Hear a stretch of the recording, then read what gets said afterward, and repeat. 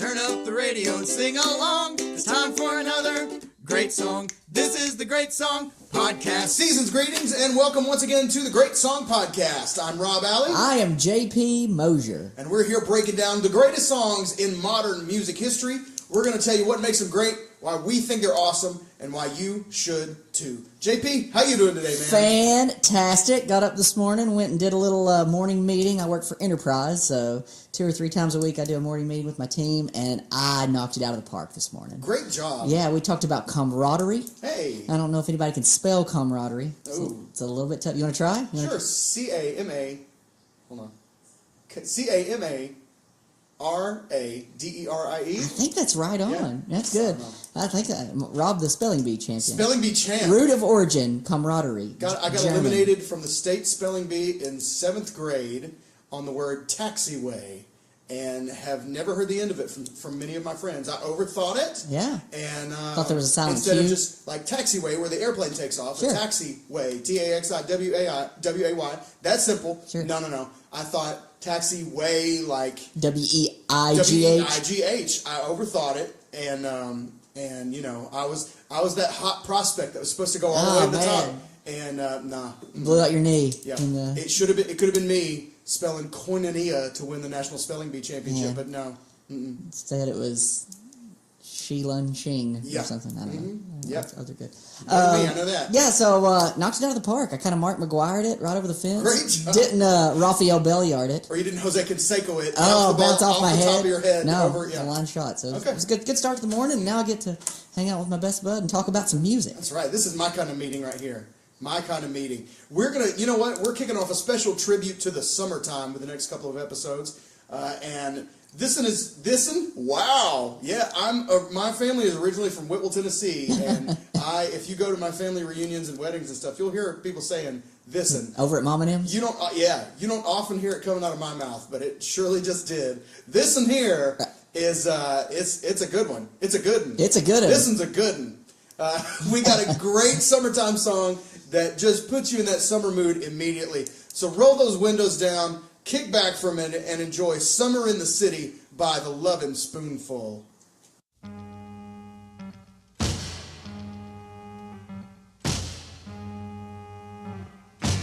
Hot town, summer in the city. Back of my neck getting dirt and gritty. Bend down, isn't it a pity? Doesn't seem to be a shadow in the city. All around, people looking half dead, walking on the sidewalk hotter than a match here. But at night it's a different world. Go out and find a girl. Come on and dance all night. Despite the heat, it'll be alright. And babe, don't you know it's a pity the days can't be like the nights in the summer, in the city, in the summer, in the city. Cool town, meeting in the city. Yeah, I feel warm already. That's right, it's summertime. Back of my neck getting dirt and gritty. Me and Rob are both wearing sunglasses inside. Yeah. No, we're not. No, really. we're not. No, but We're not Corey Hart. Ah. Well, I guess that was sunglasses at night. not sunglasses inside. I wear my sunglasses inside. That wasn't bad. All right, good job. We both got on key. And we picked the right key. We nailed it. Killed it. Too bad that's not the song we're talking about. Nope. We're talking about Summer in the City, recorded by the Lovin' Spoonful, written by John B. Sebastian, son of a classical harmonica player. Harmonicist? Harmonica player. Yeah, classical harmonica player John Sebastian. By the way, what's a classical harmonica player? Did you put any thought into that? No. I don't know what that is. You don't often hear a harmonica in... Bach? Yeah, like, you know what I mean? Like, you know, at weddings they play like Jesu, Son of Man's Desiring, but not on a harmonica. It's like Beethoven's Fifth featuring Uncle Hank in his overalls on harmonica. Yeah. Uncle Hank, thanks for stopping by. Wow. Uncle Hank always ready with the classical harmonica. So yeah, John B. Sebastian, son of classical harmonicoist John Sebastian, also written by Mark Sebastian and Steve Boone. It appeared on the Lovin' Spoonful's album Hums of the Lovin' Spoonful, and it reached #1 on the Billboard Hot 100 in August 1966 for 3 weeks. Yep. And actually, it was released on perfect July 4th, What a brilliant idea. 1966. Let's drop a hit on the 4th of July. And absolutely, I mean, a summertime classic, just an all-around classic anyway, but it's one of those songs that, sometimes a song just really feels like what the it's talking season. about. Yeah. Like, White Christmas, come on. Yeah, come on. Some songs just immediately kind of put you in an atmosphere, and I don't know if it's a job of the writing or of the production or kind of the marriage of the two. But this is one of those songs that immediately I feel the steam coming off the pavement of busy sidewalks. You know what I mean? Yeah. Like that just, I just feel kind of moist all over and not in a good way. Sure. You're right. So anyway. Rob's sweaty. I'm sweaty is what I'm trying to say immediately. This song makes me sweaty. But it's just perfect for what it's describing. The lyric is spot on. The feel is spot on, and we'll talk a little bit more about kind of the picture that they paint musically and lyrically. His voice sounds like hot summer. Yeah. It does. His voice just sounds like I'm in the heat of summer. Yeah. Like you kind of expect to maybe just hear him walking down the street singing this like he's upset about it, Yeah. Just in like shorts and a kind of a Jimmy Buffett button down, half open with a bucket hat or something. And he doesn't want to spend $3 on a Gatorade. Just he's like, I'm not. Yeah, just yeah. He's like, got $1 for a cigarette. Right. That guy. Like, he smokes Camels. He smokes Camels. sure, absolutely, he's into it.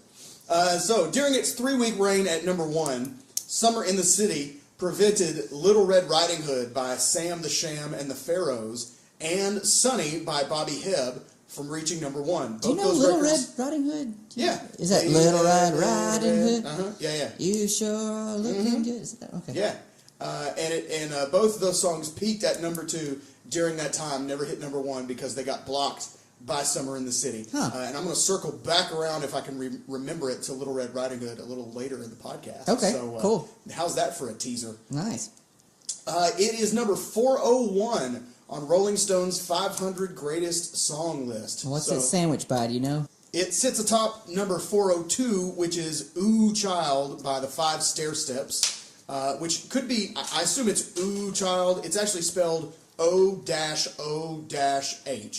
So like, ooh, or maybe child. Like, I don't know. I feel like if I was like, if it was a normal ooh, I would just go O-O-H, yeah. right? And then if it was like, ooh, I would go O-O-O-O-H. More I feel like if I'm putting 2 dashes in a word, I really want it long. So Yeah. maybe it's like, ooh,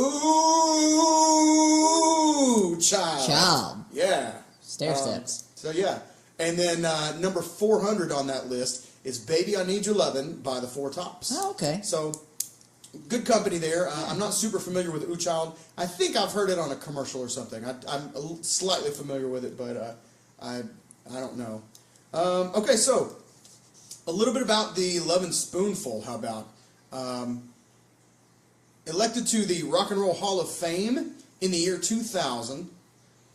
They also recorded the hit, and this just took me, it's one of those things where a lot of times with older songs, I don't know if you're like this, I don't really know who they're by. Okay. They're just songs that have always existed. Okay. And my parents listen to them, and, whatever. I don't really know where they came from. I'm wondering which one you're going to pick. It shocks me when I also heard that they recorded "Do You Believe in Magic?" The McDonald's commercial song. Yeah. Is that how "Do you believe in magic?" Do you still sing it? And I hope you do. I hope you have a friend wearing big red shoes. No, I do not. About Ronald McDonald. I do not. That was the McDonald's commercial, man. Crazy Town. No, but I would have said those are 2 different bands. You know what I mean?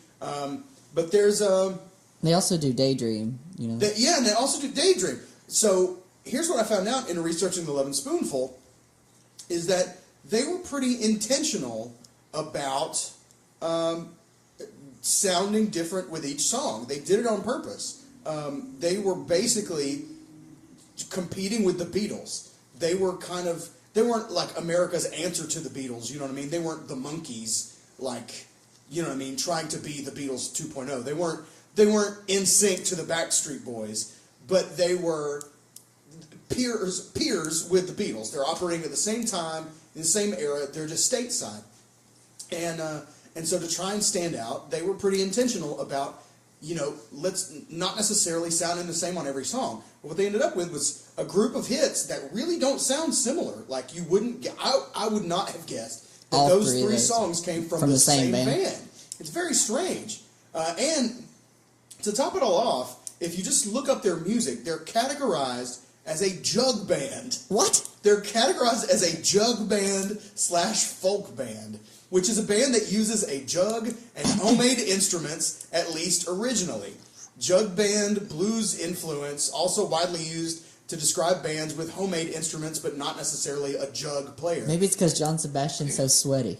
Maybe so. They're just like, oh, he must be in a jug band. He's in a jug band. Yeah, and if you, picture the Country Bear Jamboree at Disney World, right? It's like you've got a guy... Not Disney World, Dollywood. Also at Dollywood. Is there one at Disney World? Oh, yeah, absolutely. That's where it started. Oh, I didn't know that. Yeah. And, you've got... It was all a Gatlinburg thing. You've got a guy playing a washboard, and you've literally got a guy blown into a moonshine jug. Yeah. And just that. They're singing Mountain Dew. Yeah. They're, and then you've got, a guy with a fiddle or whatever, and a guy playing spoons. Yeah, spoons, like playing something on a cigar box, whatever. That's what the Lovin' Spoonful is categorized as, a jug band. I don't understand. Also, falling in this category are juke bands, spasm bands, and skiffle bands. I've never heard of skiffle. I'm familiar with. Skiffle is kind of that British, just lads on the street. Like the Bee Gees started out as a skiffle band. Even the Beatles kind of had a skiffle thing early on. But spasm bands, I'm unfamiliar with. That sounds like a medical condition or something you use to fix a medical condition, maybe. Order me some spasm bands. I'm down in the back again. Do you know they were almost chosen for the show that became the Monkees? They were almost. They were almost the Monkees. They were almost the Monkees. Well, there you go. But they already had a hit song and didn't want to change their name to be Monkees. Whoa. They were like, we've got a hit song. We're good with what we're doing. Thank you for this, but we don't want to change our name to be the Monkees because we already have a hit song with. No kidding. With Summer in the City. Yep. Wow. That's pretty cool, huh? So there you go. See, you just proved my point here that they were contemporaries of the Beatles in a very real way. Yeah. They were sort of the Beatles' American competition. They're the stateside Rolling Stones. Do you know how they became the band? Do you know how they? No. Okay, the band formed this way. They were in a group. There was a group called the Mugwumps, which was the Mugwumps. I'll spell it for you. MUGWMPS. The Mugwumps. Okay. And they split. There was 4 people in this band, and they split. 2 of them went to become the Mamas and the Papas. And the others became the Jugwumps. And no, the Mamas and the Papas. So Mama Cass Elliott and Denny Doherty split off to become Mamas and the Papas. Okay. And then John Sebastian and Zal Yanofsky split off to become Lovin' Spoonful. Wow. So Mamas and the Papas for California Dreamin'. It's always so cool when bands, you hear the origin of bands, and it's like, actually, they became 3 other bands. Yeah. It's like the Metallica Megadeth thing, and, that kind of thing. They became Mike and the Mechanics. Yeah, Mike Rutherford, big fan. He split off from Genesis. We'll talk about that later. But, wow. Okay, that's really cool. I'm a big Monkees fan. I know you are too. We're going to do a Monkees song soon. Absolutely. Love me some Monkees. Love me some Jugs. There you go. And some Mugwumps. And some Mugwumps. I just, whatever, man. What is a mugwump? Anyway, that's very cool. So let's talk about the song a little bit. Okay. It was released in 1966 on July 4th. So happy birthday to America. Yeah. If you were born on July 4th. I don't know, maybe we released this on July 4th. I don't know how those They dates should have all used work it in the Independence Day movie. It would have fit. Truly? Right, no. Maybe. Not could at all. have. Maybe. I don't know. Jeff Goldblum could sing it. Sounds like Aliens. It's got a minor feel to the verses, and I said it before kind of jokingly, but it really does just kind of feel like a sweaty song. I don't really know how to explain that, but you can, for me, I don't know if it's just, I haven't listened to this song a million times, so I don't think it's a thing where I'm just over familiar with it. I think they just nailed it with production and the feel of the song. Especially from the 60s. It's pretty good. It's pretty thick. like sounding for. It is, and it just feels like it feels like it doesn't feel like warm sunshine. It feels like a hot sunshine. Miserable. Yeah. Miserable. Yeah. Hot sunshine on black pavement. Mm-hmm. You know, it's not strawberry fields forever. You know what I mean? No. That feels pleasant, and it feels like grass and butterflies. Comfortable. Yeah. This feels like you know, dress shoes on hot pavement in just sweltering heat. And I think that's very cool. You know, they did a great job to convey that. The lyrics, you know, talking about the pavement's hotter than a match head and all this very cool. The sounds, the jackhammer. Yeah, they used in the middle of the song. They use actual it's not even samples, just recordings of construction equipment. Yeah, there's a Volkswagen Beetle car horn in there and some hooves and different hooves, different things. And the guy that did that, it's a radio guy that his name is just the Old Jewish Sounds Guy. He came in and did all these sounds for him. They enlisted the help of Old Jewish Sounds Guy. I did not get his name for the Meet the Band section. His son was in the Wu-Tang Clan. He's the father of Old Dirty Pastor. Old Dirty Pastor. So yeah, the Old Jewish Sounds Man. I assume that meant that he was old and Jewish and made sounds, not that he made old Jewish sounds like a ram's horn. Shofars. Yeah, you know, but who knows? Maybe he did both. I don't know.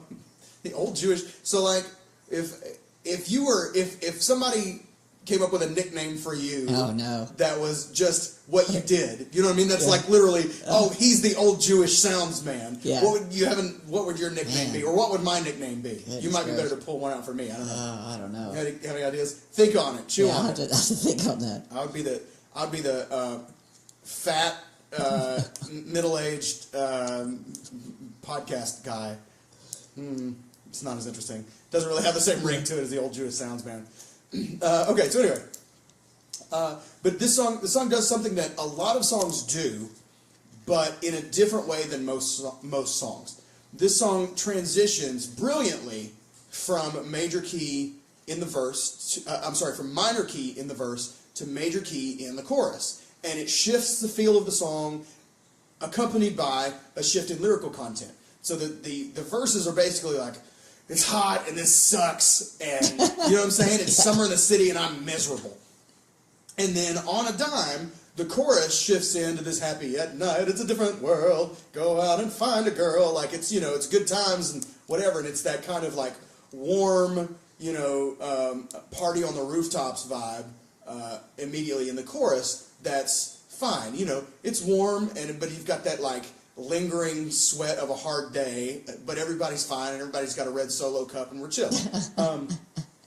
But most songs, if you hear going from a major, why do I keep doing that? From a minor key to a major key, they're going from what's called the relative minor to the relative major. For example, this song's in the key of C minor in the verses. So C minor shares a key signature with E flat major. They are the same set of notes. It's just which ones are you accenting? You know what I mean? Is the song based on a C minor chord, or is it based on an E flat major chord? And most songs that transition from minor to major transition in that way. And it's, you know, let me play you an example, just a classic example. I love Van Halen. I'll play you a classic example of a song that starts with a minor verse and then just goes to a big happy major chorus in the relative major key. This is Humans Being by Van Halen.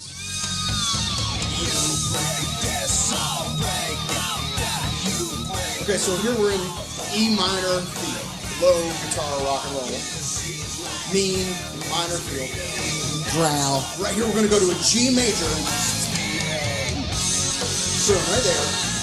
And now we're in a happy shine on, shine on. Okay, and so what we've done is we've gone from a transition to E minor to its relative major key, which means nothing changed in the key signature. We're still using the same set of notes to make this to make this happen, the same 8-note scale, but we're basing it in G major instead of E minor. What this song does is it transitions to a totally different major key. So the verse is in C minor, and it kind of walks down this C minor over B flat, A diminished, A flat. Okay, it gives you that boom, boom, boom, boom, boom, boom, boom, boom, and then walks down to the G over B, C, goes back to the C, and then goes from the C minor to the C major, hotter than a match head, to an F. It uses it changes the C minor chord to the five to a C major chord, which becomes the 5 chord to set up the new key of F. Cool. And so the verse is in C minor and the chorus is in F major. So it's really a unique way to kind of get there. And there's lots of interesting chord changes in this. I won't bore everybody with all of them, but I think that's one that's noteworthy because that doesn't happen very often. I don't want to say the lazy thing to do, but the kind of natural thing to do if you want to go minor feel to major feel is use the relative key because it's built in. You know what I mean? There's no difficult transition to get there. But they had to get creative to pull off what they did, to be able to go from C minor and then turn that into a C major without it sounding weird, because they do it and you almost don't even hear it, and then using that C major to set up this F major chorus. I know your name. You're the Simplified Theory guy. Oh, that was good. Simplified Theory guy. Hey, don't forget fat. It's fine. No, we're just going to go Simplified Theory. If he's the old, you know what I'm saying? The adjective is important. Okay. Then I'm the pasty meet the band guy. Here we go. Let's meet the band. Hey, let's meet the band. It's time to meet the band. Hey, mama, let's meet the band. Let's all meet the band. Hey! All right, we're going to meet the band of the Lovin' Spoonful.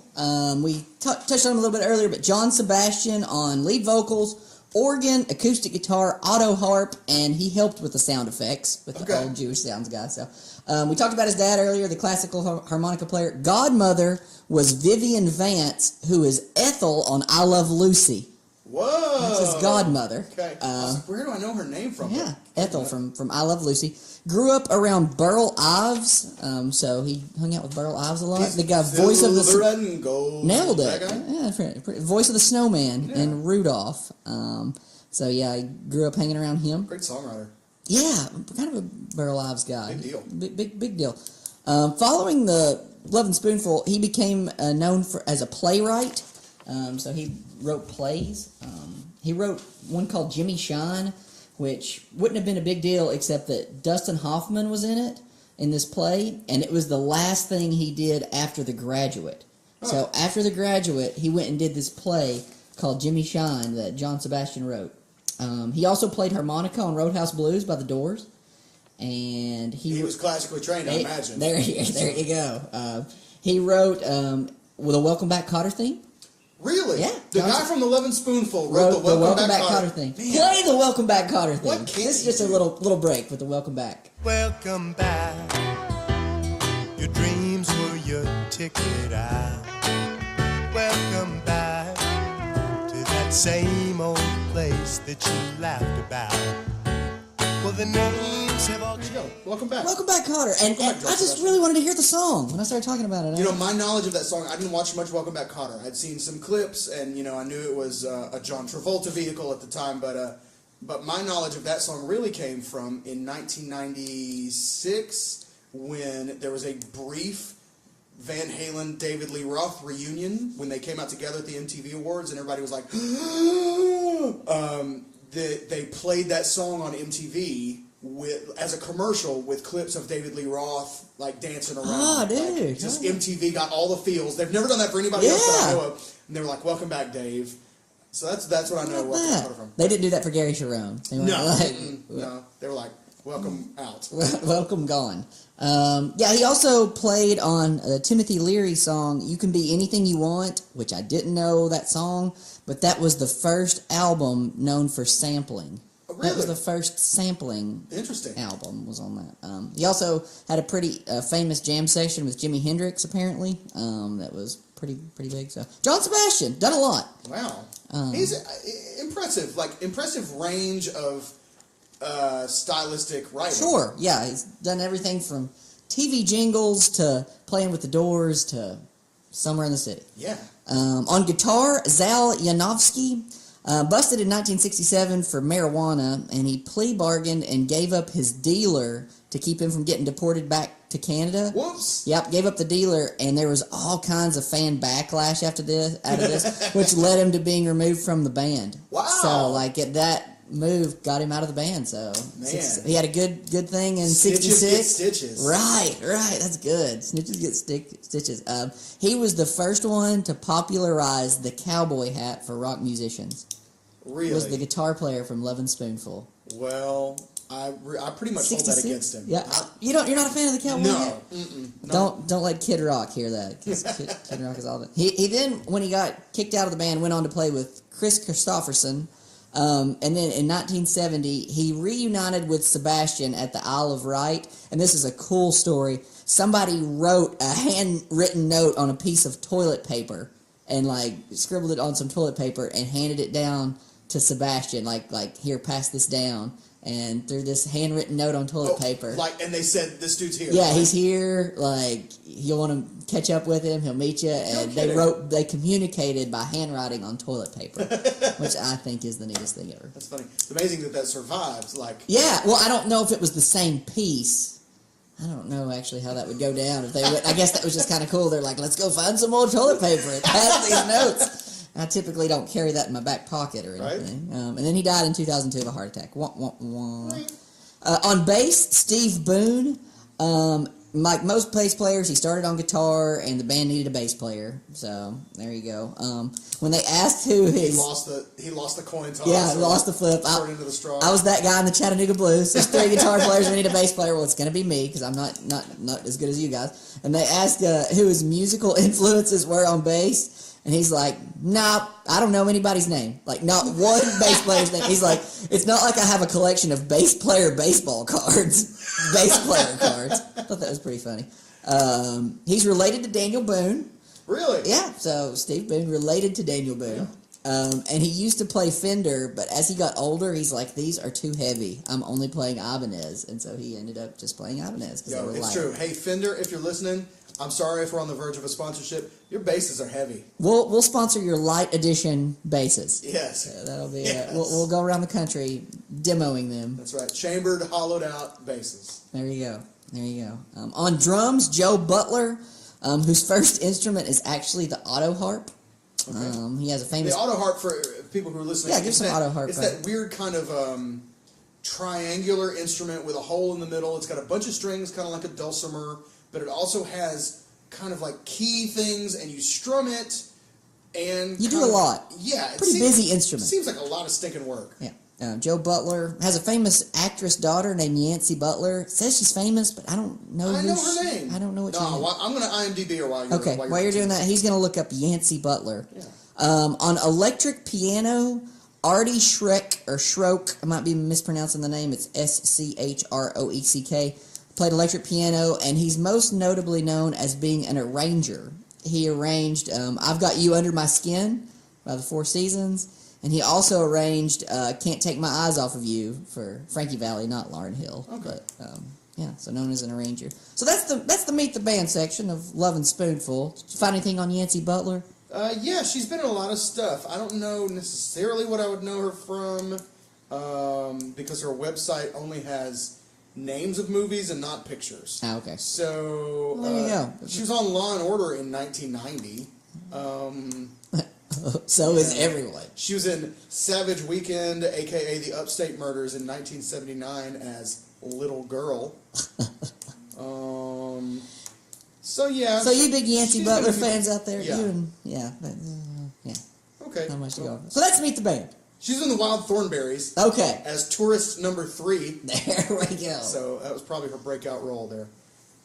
And then she got pigeonholed into just being tourist number 3 roles, and she just quit acting after that. She's like, I'm tired of being tourist number 3, you guys. I want to go back to being little girl. I can do other things. That's all for Meet the That's Band. Meet the Band. All right, That's we're Meet the Band. Moving on. This song was used at the beginning of the movie Die Hard with a Vengeance. While we're talking about movies, the song plays throughout the opening credits, showing different scenes of New York City until a building blows up.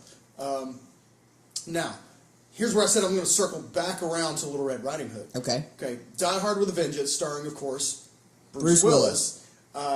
Bruce Willis was also in the movie Striking Distance in 1993. Die Hard with a Vengeance came out in 95, but Striking Distance came out in 1993. It was, I believe, the debut, at least major movie debut, of Sarah Jessica Parker. But in that movie, a recurring theme is that the bad guy in the movie keeps using the song Little Red Riding Hood by Sam the Sham and the Pharaohs.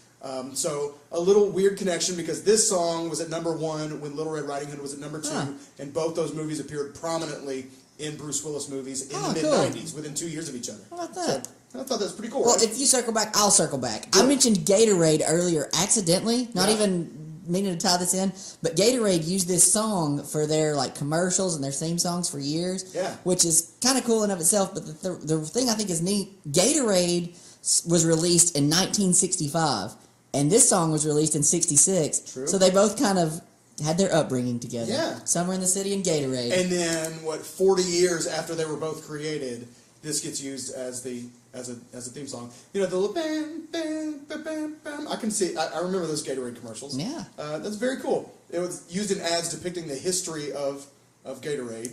It was very cool. That was before the Like Mike years. What? No, I think that was after the Like Was Mike it? years. Yeah. 96, 97? No, I I don't know. Maybe. Yeah, maybe. Yeah. I don't know. We're all living in the Like Mike years. Okay, just real quick, we're not going to get deep into this. Jordan or LeBron? Oh, Jordan. Jordan? Yeah. Are you LeBron? No. I think I'm a Jordan guy too. Okay, good. Yeah. Good job. I'm not the basketball. Better athlete, master that you are. LeBron. Yeah. Maybe the best athlete ever, in terms of an athlete. But basketball player, you can't. Well, I'm 36. We're I'm products Jordan of, guy. we're products of our age, for yeah. sure. Our parents were like, Dr. J, I know. are you stupid? My grandfather's like Bill. Bob Cousy. Yeah. Like, what? Yeah. You guys never saw Jerry West. Jerry West, yeah. Who is the guy on the logo of the That's NBA right. logo? Nickname the logo, because he earned it. It's a good nickname. Yeah. I'm always impressed by going back to the song now. Going back to what we do. Going back to not our field of expertise here.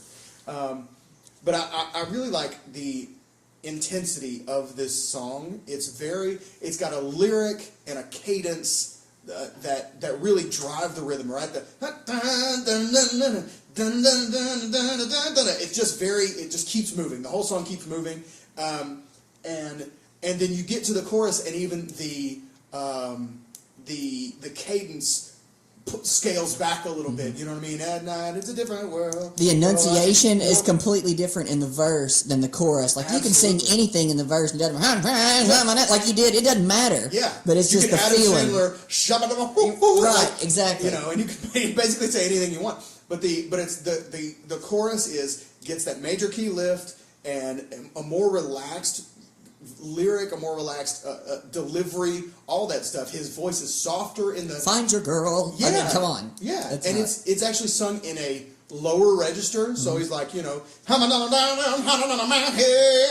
he gets to the chorus. At night, it's a different world. It's a lower. Everything about it is softer, gentler, smoother. Maybe that's why maybe they didn't want to go up to the major key and make the melody, make it come out strong. Maybe they wanted More to be able intense. to They wanted to soften it a little bit, make it a little more gentle. And I think that's so cool because I think we've talked before about they say the basics of music is tension and release, and man, is that evident in this song. The verses are so tense, just full of and just the feel wise. I mean, it's got a jackhammer in it. You know what I'm saying? And then the chorus is this major key. Happy, everything's going to be fine. Such a good release when you get to the chorus of this song. Makes you enjoy summer, whereas you hate summer at the beginning of the song, but by the end you're like, man, I'm glad it's summertime. It's like they said, but those summer nights. There you go. Oh, there you go. There's a summer song reference. I hate Grease. Yeah. Oh, I like Grease. Oh, man. You remember in 1990, it was probably like 20th anniversary of the movie or something, so whatever year that would have been, that they started playing the Grease Mega Mix. Oh, yeah, where they for put it all summer. together. Uh-huh. Oh my gosh. I heard that more times than I have been awake. Like, I don't know how like it's possible, Grease. but Confession, I liked Grease. oh man, that Mega Mix just did me in. I could not. No way. Summer Lovin', keep it. You can have it. Give me the Lovin' Spoonful. You know what I'm saying? That's your summer song?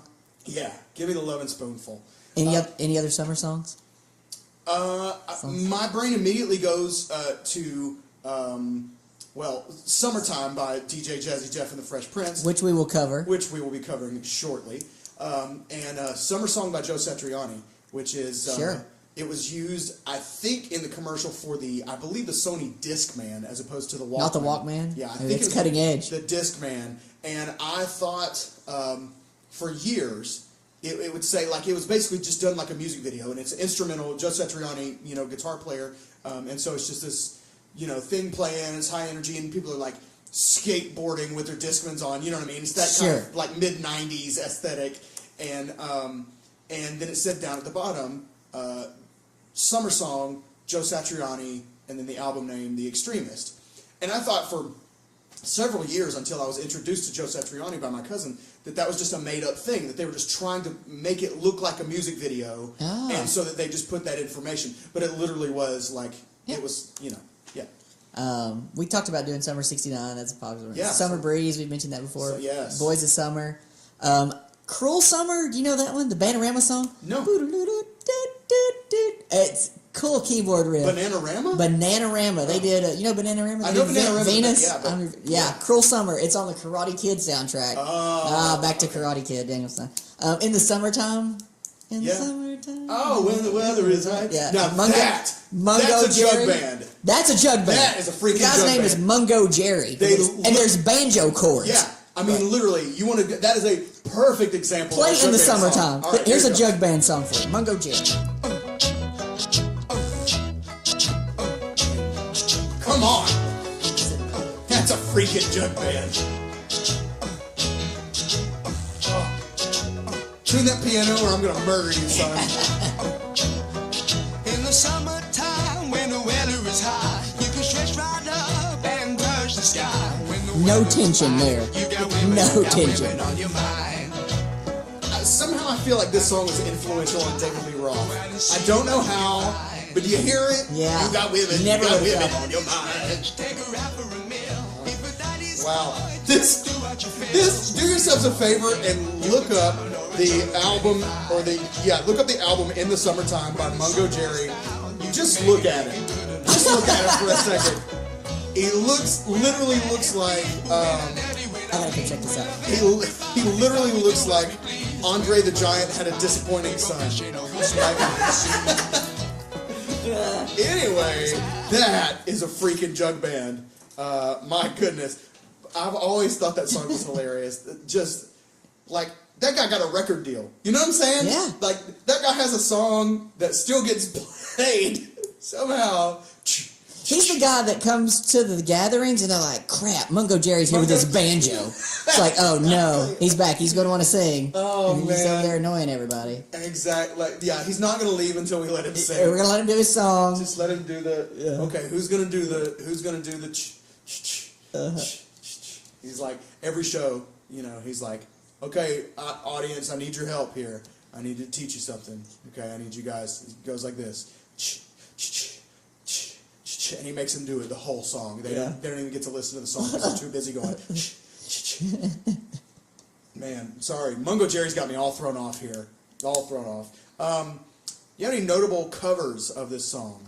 You go ahead. Roll Okay. we know the A couple of notables. There are quite a few. Joe Cocker one. One that I heard that was I can't remember who it was by exactly because it was one of those that was so much like the original that I thought, why did you even do that? Like it was just exact. It's a little bit faster, but everything about it is it's sort of like the knockoff brand version. You know what I mean? It's the Equate. Yes, it's it was exactly the Equate. It was The almost Sam's Choice Yes. of Lovin' Spoonful. Yes, it was the like, yes, there's a great line in the show 30 Rock. I don't know if you watched the show 30 Rock, where they come from New York to down south, and like everything just has a slightly different name. So like the lead character, who's played by Tina Fey, she gets sick, and she's like, "Do you have any Pepto-Bismol?" And they give her this bottle of pink stuff, and she's like, "Peppy Bismilk." It's that, you know what I mean? Somebody's got a version that's the Peppy Bismilk. It's the Magic Stars to Lucky Charms. Yes, absolutely, yes. It's the bag cereal. Yeah. Crispy hexagons. What is this thing? Those of y'all that don't know about the life of the Mosier childhood. Crispy hexagons, crisp rice. So, thanks for playing, Mom. Oh, man. We covered a Crisp Rice song in season 1. That's right. Yeah. Crisp. So anyway, it's like, why did you do that? You know what I mean? I feel like maybe this guy's intention was literally just to make people think it was his song to begin with. Okay. You know what I'm saying? Like, it's that close that, like, you were just trying to confuse people in the record shop into buying your record instead. But a couple other notable covers. One by Styx, which I know you're a big fan of. How have I not heard this? It's terrible. I love Styx. It's awful. It's really bad. But I tell you one that is not bad at all. It is, in fact, very, very good, and that is the Joe Cocker version. Let's play you a little bit about that of that one, and we'll probably just take you out. Send him out with it. That sounds good. So good. It's slower, and it's different. It's the chorus on the instrumentation on the chorus of the Lovin' Spoonful version gets bigger. It kind of releases to a bigger thing. Joe Cocker's version releases almost to like a reggae vibe. That sort of groove, anyway. See for yourself. See what you think. Yeah, see what you think. We're gonna take you out on Joe Cocker's version of "Summer in the City." This has been episode 20 whatever of the Great Song Podcast. Thank you for listening wherever you are, iTunes, Podbean, Stitcher, wherever you are. Thanks so much for spending some time with us this week. Have a great summer. Man, have a great summer. Go get a Frozen and just stand out in the street. That's what you do in the summer, sweat. right? Play croquet. Is that what people do in the summer? Is that...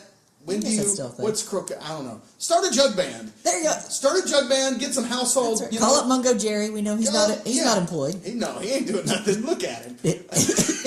He's sitting on somebody's porch. He's waiting for the call. Yeah, he's sitting on somebody's porch in your neighborhood right now. Go find him. You'll probably have to say, Sarah, get me the Donner, and then Sarah, get me Mungo Jerry, because that'll be the only way to track him down. That's right. Old school phone.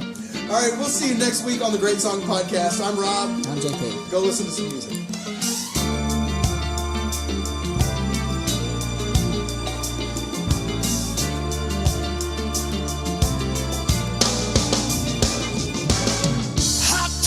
Summer in the city, back of my neck getting dirty and gritty.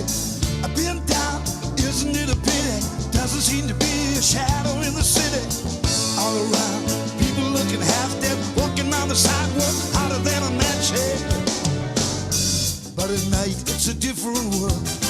Go out and find a girl. Come on, and dance all night. Despite the heat, it will be